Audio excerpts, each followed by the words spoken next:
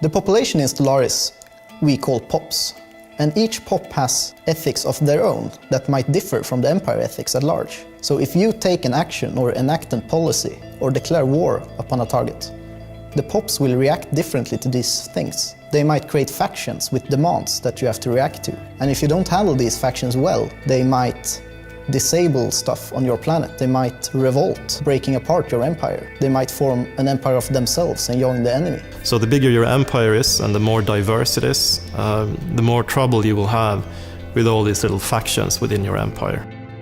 Well, basically there are a lot of different ethic options you can choose.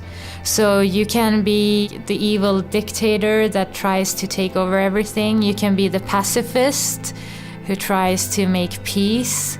Depending on your initial choices of ethics, you are given the choice of certain government types. Now these are kind of defining for the rest of the game. If I choose to play as divine theocracy, I will have a kind of a god emperor-like ruler. A militaristic society may very well have different tools than a pacifistic, as in they can send in the army to deal with protesters, while pacifists might have to go to the negotiation table more, while in turn they have a larger freedom for their pops than under a militaristic society. So it's basically a give and take, that it's up to the player to decide what to do really. You can occupy planets in Stellaris during a war, but then you have to negotiate for them in the peace deal to actually keep them. We also have a lot of other diplomatic features borrowed from our other games, and some that are completely new. We have the concept of a federation, which is a peaceful entity where alliance member can go one step deeper and form a federation together.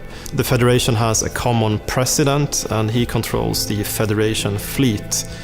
Of course, you will have to share victory with the other members.